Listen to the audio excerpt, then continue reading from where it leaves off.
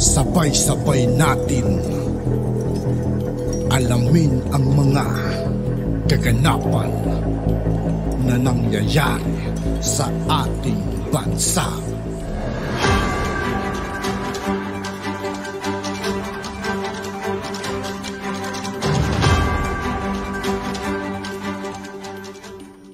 Yo, what's up mga kaibigan? This is I2K po again. Ngayon nandito ulit tayo sa channel ni Banat Kapanig TV. Dito naman ulit tayo magbibigay ng komento at reaksyon. Kaya samahan nyo ako guys. Let's go! Yung supply ng shabu ngayon, galit na galit tayo hanggang ngayon. Galit na galit tayo sa mga Chinese. Dahil sila ang nagdadala ng shabu dito sa ating bansa. Ngayon pala, ibang nationality dito, mga puti na. May Amerika na, meron ng Canadian at this is a new monster. At ang source, hindi na daw galing sa China or sa yung sinasabi nating triangle na yan, kundi Afghanistan na naman daw. Isang checkpoint ay meron pong nasabat na sa official way ay kulang-kulang approximately 2.3 kilograms o nagkakalaga na approximately 9.68 billion pesos worth of shabu. No? Gusto ko lang nilawin, tama po kayo Mr. Senator, dahil napakalaki po nito. Sabihin na natin may issues, no? Pero on record, isa po ito sa pinakamalaki na naganap sa ating bansa. Now, let me show po to you yung pong mga nangyari dito. Audio please. Video. Okay. Anuhin ko na lang po, pagpapatuloy ko po, inuuri ko po, ito yung nangyari noong higit kumulang 7:30 ng umaga, approximately 7:30, noong April 15 sa Alitagtag, Batangas. Nagkaroon po noon ng checkpoint at nasabat po rito ang isang photon na van. No? Ngayon, pagkasabat po nito, hindi na ho nilayo yung van. Kung saan po nahuli yung van, itinabi na lang sa bangketa. Kaya kung makikita nyo po yan mismo yung arrested suspect, no, yung nandito po kanina, si Mr. Sarate, no, para malinaw sa lahat. At inintay muna ang tatlong tinatawag na testigo. Ito yung Prosecutor Rosa Patulot Besadillas ng Department of Justice, Alfredo Mertola Jr., ang barangay captain ng pinagkrusang Alitagtag, at Lito Rendora, ang media representative. Sa ating mga kababayan, ito po yung importante para itong tatlong testigo ito ay napaka-importante to make sure na talagang in compliance sa batas ang ginagawa. Dito po, pakibalik lang muna, please. Pakibalik lang. Kanina po, ayan, kita nyo si media, pakibalik mo pa. So bago buksan, ayan, pakibalik mo pa. Isa pa. Balik mo lang. Before. Ayan, kita nyo, nakasarado. Yung mismong suspect ang pinagbuksan para malinaw ito sa publiko. No? Klarong-klaro po yan. No? So sir, categorically you can declare that there was no pilferage. Wala po. Walang pilferage. These pictures, at hindi lang po, Mr. Chairperson, hindi lang itong picture, I'm sure maraming media na dyan na kumukuha na po ito. At before that, Mr. Chairperson, meron pong tape yan na nakapaligid na secured ang area. Napaka-importante po nun. We will make sure na ito'y ayon sa batas dahil malaki po ito. Gusto namin makulong talaga mga tao pong ito, Mr. Senator. Please continue. Opo. So ngayon, next please. So ayan, nung binuksan niya na, nakita nyo, maraming tataka, paano pinagkasya dyan? Ayan na po ang best proof, ang litrato mismo. Talagang nasa loob po itong mga drogang po ito na nagko-contain ng illegal drugs. Next please.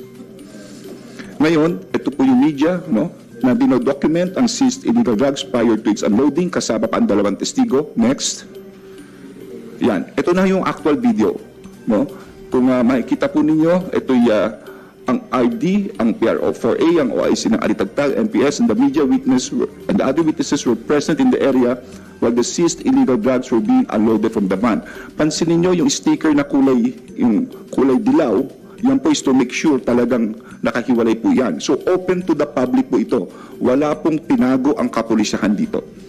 Okay, next please. Yan. So, ayan po, yung suspect, parating hindi po nawawala yung suspect at yung PD ng Batangas. Nakita nyo, napakarami po talaga yung binabang mga droga na yan. Next, please. So, ayan po, no? Next.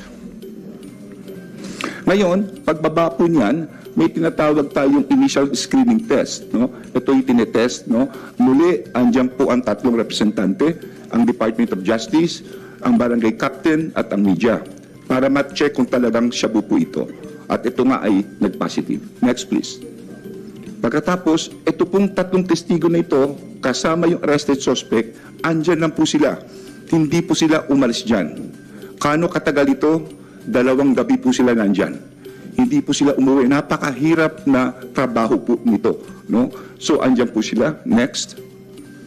Ngayon, pagkatapos po mabilang po lahat yan, nagkaroon na po ng final kung ilan po ito, nagkaroon ng on-site inquest, proceeding na, was conducted by the Provincial Prosecutor ng Batangas noong April 16 na. Accused was assisted by a member of the Public Attorney's Office. No. Okay, next. 15 ba yun? 16. Okay. So ito po yung mugshot nung ano, kasi marami nagsasabi bakit naka-blurred, kasi po sinusundan po natin yung protocol po ng human rights, no? Hindi po namin pwedeng ano. Anyway, andyan naman yung pangalan niya and public records po yan. Next. At ito po, baka sinasabi hindi nakakulong, talagang nakakulong po yan, no? Nasa Batangas Provincial Jail. Ngayon, yung And in fact, andito siya ngayon, di ba? Dinala natin dito ngayon. But yes, sir. Because of the request of the RD that doon na lang sa executive session kausapin. Anyway, at least nakita ng mga tao nandito siya. Nandito po Andyan siya. yan. Nakakulong po yan. Nakakulong siya, facing Yes, sir. charges. Ano mga kasong file, sir? Dalawa po, ito po yung paggagamit ng maraming mga plaka ng, kasi maraming plaka at pagtatransport po ng droga. No? At ano pa ba ibang charges, Jim? So yun yun. Okay. So yun po, Recently, nakakulong siya sa Batangas po. Batangas Provincial Police. Police Provincial Office. Yes, sir. Okay, thank you. So ngayon, siguro naman sa ating mahal na chairperson at sa ating mga kababayan, klaro po ito, these pictures are available, they're part of the evidence, ipapakita namin, that we have really complied, the RD and of course the PD, all the police, no, we've complied with the three witness rule and the technicality, yung chain of custody. Mahirap po iyan kasi magkamali po dyan. Ngayon, yung tanong, yung estimate na yan. Kung titignan po natin, nangyari po ito yung 7:30 ng umaga. Ako po yung nasa kumpil ng anak ko nung tinawagan ako. Pagpunta ko rin, hindi ko maakalain ganyan kadami. Mga 12 o'clock ng tanghalian. At tapos, marami na media. So I was given a briefer. So sabi namin, ilan ba ito? Sabi ngayon ng PDEA, I think it was Asek Kumba, Renating Gumban, who said that, approximately mga ano po yan, mga 2 tonelada. Sabi ko, sigurado ba ho kayo? So it was in the briefer.